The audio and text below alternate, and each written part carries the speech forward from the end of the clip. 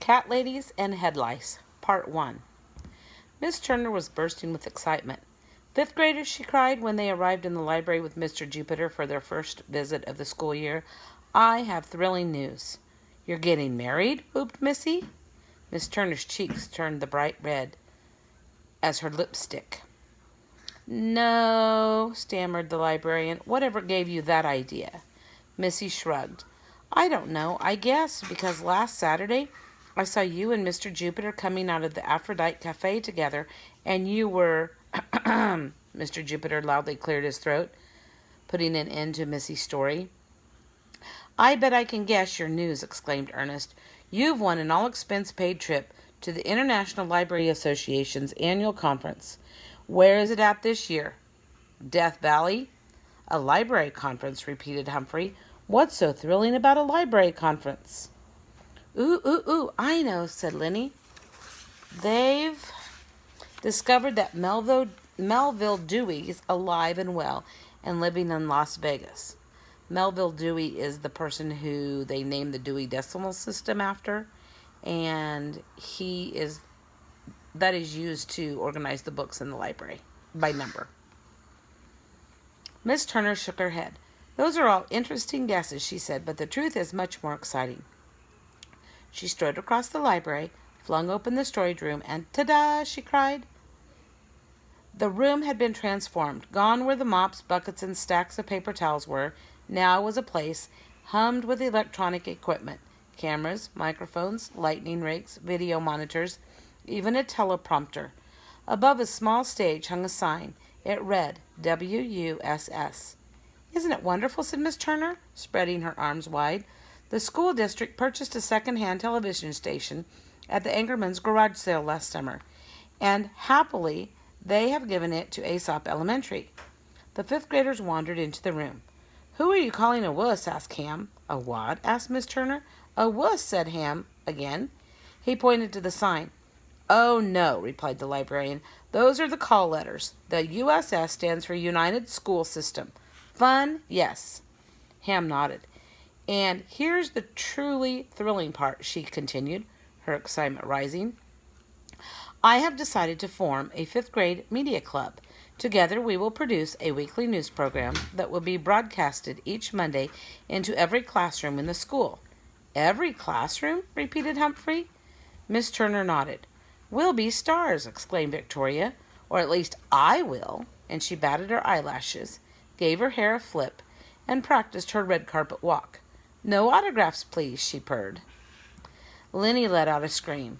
"Victoria, what's that enormous thing on your shoulders?" Victoria's eyes grew wide. "What? Help! What is it?" "Oh," snickered Lenny, "it's just your swollen head." And he high-fived Bruce. Remember, Bruce and Lenny are the comedy team? "Oh," snickered Lenny.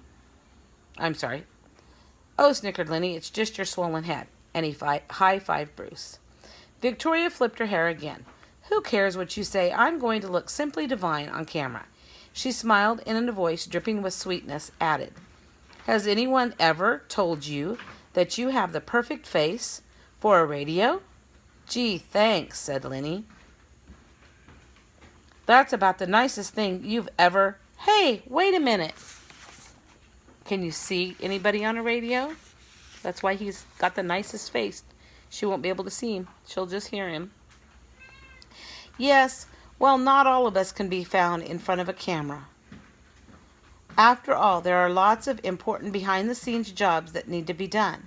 "Like what?" asked Ernest. Miss Turner smiled. "Like wardrobe director, for one," she said. "Someone has to make sure the anchor girls and boys look good on camera." "That's the job of me," said Ernest. "I'll crochet everyone matching vests." "Wonderful," said Miss Turner. She wrote Ernest's name and job title on a piece of paper. Rose raised her hand. "Can Missy and I write the news?" she asked. "In television, it's called copy, and you certainly can," said Miss Turner. She added their names to her list. Amisha raised her hand. "Can I double-check their copy to make sure everything's spelled right?" Miss Turner nodded. "That makes you the copy editor, but you'll have to check facts as well." Amisha grinned. "Copy editor has a nice R-I-N-G to it, doesn't it?" Now Calvin spoke up. I would like to be the cameraman. That's a difficult job, said Miss Turner. You'll need people to help you with lighting and sound. Does anyone want to join the crew? Humphrey, Emberly, and Ashley Z raised their hands. Miss Turner wrote all their names down. Ashley B and I can make scenery, volunteered Ashley A, said Rachel. Miss Turner didn't hear her. Designing a set is a lot of work, said Miss Turner. Would anyone else like to help? Rachel said. Miss Turner looked around the room. Anyone? Rachel said again. Then I'm going to have to volunteer people, said Miss Turner. She scanned her class list. Let's see, Lil, Diddy, and said Rachel frantically. Rachel Piffle, concluded Miss Turner. Rachel said with a smile. Miss Turner tapped her paper with a pencil. All the behind-the-camera jobs have been filled. That leaves only anchor positions. Any volunteers? Lenny's hand shot into the air. Can Bruce and I tell weekly jokes? We'll be the school comedians. The class clowns, agreed Bruce. He turned to Lenny. Tell me again, why won't cannibals eat clowns? They taste funny, answered Lenny. The boys howled with laughter. Get serious, snorted Stanford. Our news program can't be all fun and games. I think we should have a segment on current events. I want to do a health and beauty spot, said Victoria. And I want to be the sports announcer, said Jackie. Miss Turner nodded. I think those are all wonderful suggestions. Can I announce the week's menus, begged Ham. Can I, huh? Of course, said Miss Turner.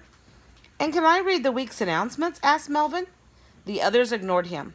Who's going to read the week's announcements? Asked Calvin. Miss Turner scanned her class list. There are only 2 people still without jobs, Bernadette and Melvin. I don't want to read any silly announcements, said Bernadette. Miss Turner looked up from her list. What do you want to do? She asked. Bernadette thought about it for a moment. Exposé, she finally said. Piercing, probing, investigative reporting. I will ferret out the answers to our viewers' most burning questions. What really is in Cook's Mystery Casserole? What really goes on in the teacher's lounge? What were you really doing with Mr. Jupiter last Saturday night? Mr. Jupiter cleared his throat again. Strike that question, said Bernadette. What do you know about investigative reporting? Asked Miss Turner. Bernadette shrugged. What is to know? You investigate and then you report. Easy peasy. Miss Turner fell silent, considering. Finally, she said, All right, Bernadette, I'll give you a chance. You are now a WUSS investigative reporter. Does that mean I get to read the announcements? Asked Melvin.